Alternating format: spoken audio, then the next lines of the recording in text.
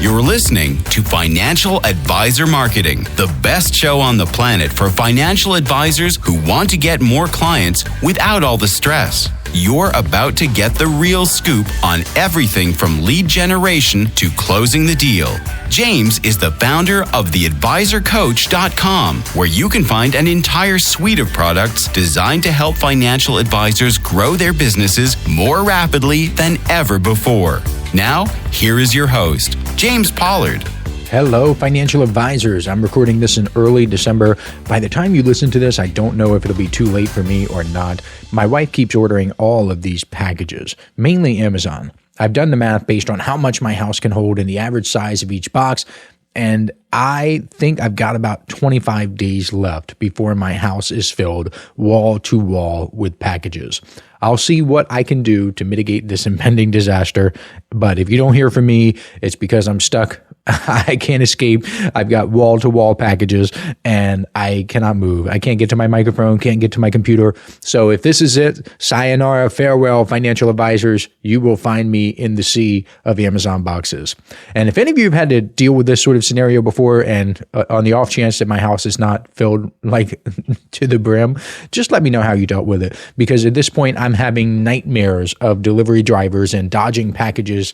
Oh, it's just not good. So this episode is going to be about trust building. Very good topic for financial advisor marketing, but I want to kick it off with something extremely valuable. I'm just going to tell you straight up the best content for financial advisors to share on social media.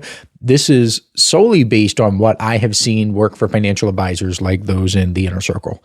This is not based on anything else, not even my personal experience or the marketing data that I have. This is just financial advisors. Well, I guess it's a little bit of what I have seen for my personal content, I should say. From what I have seen, though, across literally hundreds of financial advisors studying their content and talking with them and going back and forth on this specific topic, the best content tends to be either A, family stuff, B, hobbies, or C, stuff that's either really specific and niche, like ultra specific, or highly relatable where anybody can relate to it. It cannot be in the middle. Okay, what do I mean by each of those? Family stuff is content about your spouse and your parents and your children and what you do with all of them. And personally speaking, this is just me telling you how I feel. I don't think it's a good idea to post about your children on social media. That's something I do not endorse whatsoever, but I can't deny that it's effective for financial advisors who do it. I'm not the type of person who talks about family on social media. I just don't.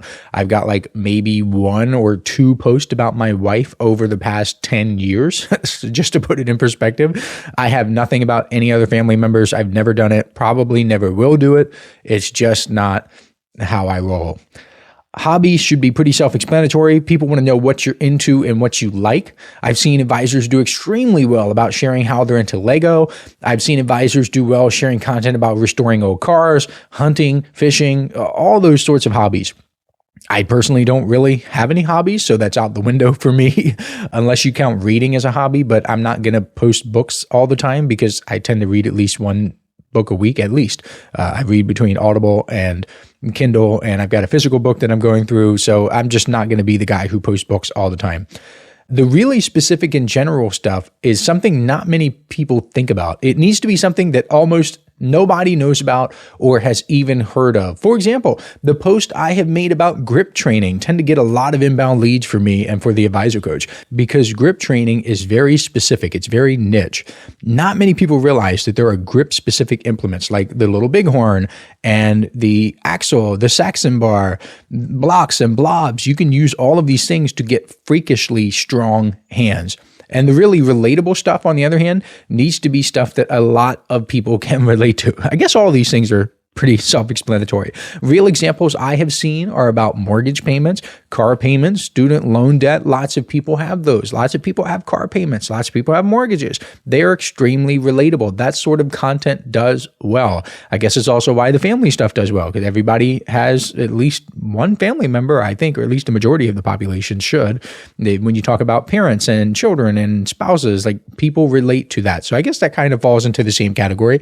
I hope you pay attention to what I'm telling you here, because that's legitimately valuable and could help you vastly improve your content content marketing efforts in 2026. But let's get into this trust building episode. Maybe I'll do a deeper dive into content marketing later this year, but for now, we're going to talk about trust building. Lots of financial advisors believe that their experience is the biggest trust signal, but that's not necessarily true anymore because we live in a world where 25-year-old influencers with no certifications tell people what to do with their money on TikTok and millions of people listen.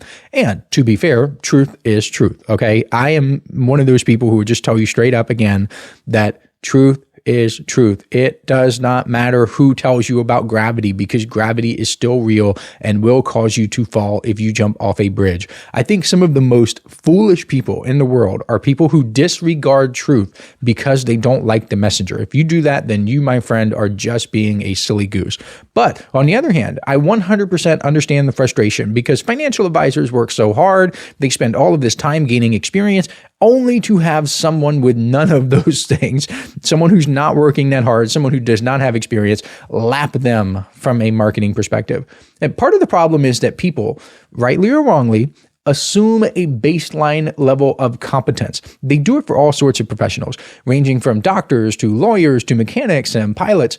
No one gets on a plane and worries that their pilot is doing his or her first flight. It's not really a thought that goes through most people's minds. So there's a baseline, right? And I think there's even a term to describe this. Don't quote me on this, but I think it's called the competence threshold effect or something like that. Basically, once the minimum bar is met, like if someone is a pilot or if someone is a doctor, that's the minimum competence threshold. Stacking credentials and experience only adds diminishing trust. Yes, it helps, right? It helps to be a doctor with more experience. It helps to be a doctor with more credentials, but it's not going to give you the same effect as getting to the point where you are a doctor in the first place. It's diminishing trust after that. So since you are a financial advisor, you already have this massive baseline level of trust. This is going to sound kind of cheesy and cliche, but it is true. At this point, once you have that competence threshold passed, prospects can almost find everything finance related on the internet. A lack of knowledge is not their problem. They need you, the financial advisor, for stuff like clarity and confidence and behavior change and emotional safety, all the stuff that we've talked about a bajillion times on the Financial Advisor Marketing Podcast. But today, since we're talking about trust specifically and experience specifically, I want you to think about this. People can't actually verify that you have 10 or 20 years of experience. Sure, they can check you online, but you might have started 20 years ago, but just repeated the same year 20 times, and your prospects don't know that. Another financial advisor with the same start date as you may be far more experienced from a technical and professional standpoint because that advisor has been growing and improving and learning over the 20 years. Here's something else to think about. I'll give you an analogy. A chef with 30 years of experience might make the best food in town, but the customer cannot taste the 30 years. The customer can only taste the meal that he or she is eating right now. That's why things like presentation and aroma and menu clarity and the dining experience all matter far more than the chef's background. And of course, the food matters. You don't want to have a bad meal, but assuming that you meet that, again, baseline level of competence, that you're talking diminishing trust after that. So if experience is no longer the main lever, what is? Let me give you 3 trust signals that constantly outperform pretty much everything else for financial advisors. And none of these are not ranked. These are just 3 that I have seen. So don't assume that the first one is more important than the second. You're going to see that they all blend together and for good reason. We'll talk about that at the end. The first one is hyper-specific understanding. This is when a prospect encounters you and thinks, oh my goodness, this advisor understands my situation better than I do. And this beats decades of experience because it's instant. It is visible. It hits the emotional brain first. And if you've been a long-time listener of this podcast, then you know that people will process emotionally and then justify logically. So you must start with that emotion. Let me give you another example. This is a real-world example. I worked with a financial advisor whose niche was software engineers, specifically developers and programmers and people like that at Meta and Google and X and SpaceX and all the Tesla too and all the other companies that have these big tech software people. I don't know the terms, okay? I just know software at tech companies. So his marketing didn't just say he had been an advisor for 5 or 10 years or whatever it was. He said, I help software engineers retire when they've got too much money tied up in company stock and they need a clean way to unwind their exposure without blowing themselves up on taxes, or at least something like that. Don't quote me. But do you feel the difference? Prospects responded with, wow, that's someone who understands what I'm going through. That's someone who can help me with this hyper-specific problem that I have right now that I'm worried that other people don't understand and can't help me with. I'm not going to get into too much detail about this because I discussed it in the January 2026 Inner Circle newsletter issue, and I want to respect the Inner Circle members who paid for the information, but I will tell you this. The human brain uses pattern recognition to assign trust. When someone mirrors your world, your brain subconsciously assumes that person is credible. You also naturally build rapport with people who are more like you. Imagine you're a 40-year-old man with 3 kids who lives in New Jersey. You are far more likely to build rapport with another 40-year-old man with 3 kids from New Jersey simply because you have so much in common and you likely have mutual understandings that you wouldn't get with other people. That mutual understanding is what sets up the pattern recognition. You recognize what this guy is going through as a 40-year-old man. You recognize what he's going through as a father. You recognize what he's going through as a father to 3 children. You recognize the craziness that he has to deal with living in the, well, I'm not going to get into the New Jersey stuff, but New Jersey's got some wacky laws. So when a financial advisor comes in and understands that the problems a prospect is going through are very relatable and something that they can talk about and something that they're knowledgeable about, it's an immediate rapport building effect that's almost unbeatable. Listen up, financial advisors. This is something special I'm doing exclusively for people who listen to this podcast. If you subscribe to the Inner Circle newsletter over at theadvisorcoach.com/coaching, I will send you a collection of 7 copyright-free emails personally written by me that you can use right away to begin getting more clients. I call these my objection-busting emails because they're designed to overcome the biggest objections financial advisors face. All you have to do is send me an email letting me know you've subscribed, and I will reply back with a link where you can download them for free. I originally offered these in the May 2024 Inner Circle newsletter issue, and it was one of the most popular bonuses I've ever given away. Today, these 7 objection-busting copyright-free emails are only available to listeners of this podcast because I'm not mentioning them anywhere else. Go to theadvisorcoach.com/coaching to subscribe today. Now, back to the show. From a marketing standpoint, this makes sense, and it's not surprising to marketers, but it might be surprising to financial advisors. But specificity creates trust. Broad statements create skepticism. So when you say, I help widows who have never managed money before, and we're going to get a little bit more specific later in the podcast episode, but let's start with that. You say, I help widows who have never managed money before, or I help physicians with unpredictable income patterns. You instantly sound more trustworthy than someone saying, I do comprehensive financial planning. So here's a little script that you can steal.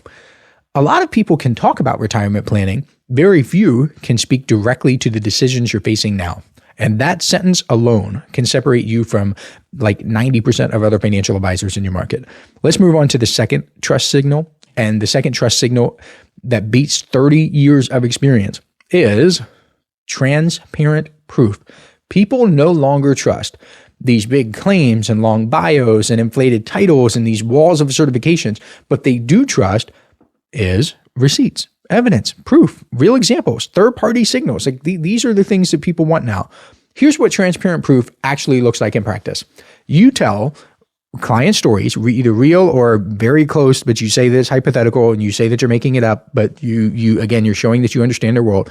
You're not making performance claims. You're not talking about money. You're not giving investment advice or anything like that. You're just saying something like, I worked with a retiring UPS driver who was trying to decide between a pension and a lump sum. Or with the widow thing, the widow stuff that we're talking about. I helped a widow client understand her survivor benefit options. Or I just finished a plan for a business owner who sold for $4.2 million. You show your process. You literally show them what the first meeting looks like, what the onboarding process involves. I mean, I'll tell you, I have inner circle members where I have told them, just tell people what the process looks like and the conversions double. That is not an exaggeration. And that's actually not that uncommon. So when you have financial advisors who are just sending people with it to a Calendly page with literally nothing on it except the actual calendar, when they add detail about what is going to happen in the meeting, the conversions skyrocket. That's something that I've seen again and again and again. So if you show them that stuff, and not just that, you show them examples and a sample one-page plan, if you can do that, you give them readiness scores, you give them previews, you give them little maps and timelines, and you throw in some third-party proof like Google reviews and media appearances and published articles. People trust you more, okay? They trust transparency. And this is something I practice in the advisor coach as well. I talk about email marketing all the time. Guess what? Financial advisors can join my email list over at theadvisorcoach.com and actually see that I do email marketing myself. They can see what good emails look like. I talk about online ads. If you're a financial advisor in the United States and you're on any of the big social networks like LinkedIn, X, and Facebook, there's like a 99% chance that you've seen my advertisements. You know I run ads. You know when I talk about ads, I'm being 100% real because you've seen them yourself. I talk about direct mail all the time. I've shared real direct mailers that I've either written for financial advisors or I've written for myself. I've shared real screenshots and video recordings going directly into my marketing tools, showing that I'm getting like 80 times the results that average marketers get. I do that stuff because it builds trust. It tells financial advisors that I know what I'm talking about and I can actually help them. They trust that more than me just saying, oh yeah, I can help you. So there was actually a major Harvard Business Review piece that showed that people trust brands that show their work more than those that rely on authority alone. And the CXL Institute, which studies conversions and marketing behavior across millions of interactions, they're huge. They've got courses and all that stuff that I highly recommend. They're a little technical. You got to be a little bit nerdy to love the courses and programs that they put out, but it is really awesome if you're into that sort of thing. They found that transparent companies consistently score higher on trust and conversion scores than the quote unquote experienced competitors that don't do that sort of thing. So here's another little script that you can steal. This is something that a takeaway that I want you to think about in your marketing. Let me show you exactly what the process looks like step by step so you know what you're getting before you make any decisions. So let me pit two financial advisors against each other. Advisor A says, I've got 30 years of experience. Advisor B says, here's the agenda for the first meeting, here's a sample retirement analysis, and here's the 3-step tax playbook I used with executives just like you. Guess who is going to win? Advisor B. Even if Advisor B has less experience. Why? Because the transparency feels like credibility. Experience is in the past, okay? Proof lives in the present. You want to focus on the present. You want to dig deep into your market and figure out what they want and how you can deliver it to them and how you can make it clear that you are the person that can give that to them and that you empathize with them. Ooh, that's a perfect segue because we're going to move into the third and most powerful trust signal. Actually, they're all powerful. I take that back. They're all powerful in their own way, but I think that this ties it together. This is the empathy plus insight combo. This is when prospects feel like you empathize with what they're going through and you can offer insight to them that improves their lives because empathy alone is not enough. Empathy might win people's hearts, but insight wins their minds. You need both. Here's what empathy sounds like. I know this is stressful. I can see you're overwhelmed.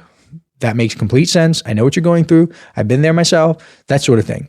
Insight is more like, well, here's something I didn't know until XYZ, or here's something that I wish most people knew, or here's the part most people ignore or don't talk about, or here's the hidden factor that most people overlook. That is insight, okay? You want both of them. A prospect once told a financial advisor that he was afraid to retire because he didn't know what would happen to his income. He didn't know about his retirement income options and what he would do for income and retirement. By the way, ding, ding, ding, this is literally the most common problem and thing that people think about when they're going into retirement. Lots of advisors respond to that sort of scenario with, oh, well, let's look at your projections and let's analyze your cash flow. But one advisor, an inner circle member, said, I understand. I get it. For 40 years, you've had a paycheck for every 2 weeks. You're really not worried about running out of money. You're worried about losing that feeling of security that the paycheck gave you, that consistency. That's what you want. You want the ability to plan. And delivering that script, that empathy, that insight combo built more trust than any wall of credentials or experience ever could. And I hope you see that all three of these things kind of blend together, and that's intentional because hyper-specific understanding feeds empathy. Transparent proof reinforces insight because you're telling them what to do and you're showing them the process. That is the insight. You're going to give them insight on what they're going to get with you. And empathy and insight make both of those things believable. And when all three are present at the same time, something really powerful happens in the prospect's brain. The prospect stops evaluating you like some vendor, like you're the same as every other financial advisor out there. And they start feeling like you're already his or her advisor. Let me give you a few more examples of what this looks like in real life so you can actually apply it in your business. So for entrepreneurs, instead of saying, I help business owners with financial planning, you say, we're going to get really specific here. So here we go. I help founders who sold their first company figure out what comes next so they don't accidentally turn the life-changing exit into a long-term tax nightmare. Whew, that's good. Now, you don't have to get that specific. I'm literally just giving you examples. I just want to get the wheels turning in your head for what is possible. Okay, you do not have to get this specific. For executives, instead of saying, I help executives retire, you say, I help corporate executives transition out of their identity as the person with the corner office into a life where money finally works without the company. Okay. Do you understand that? That is the insight, life where money works without the company.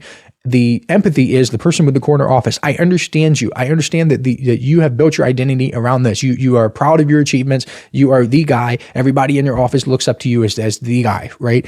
But now it's time to move out of that.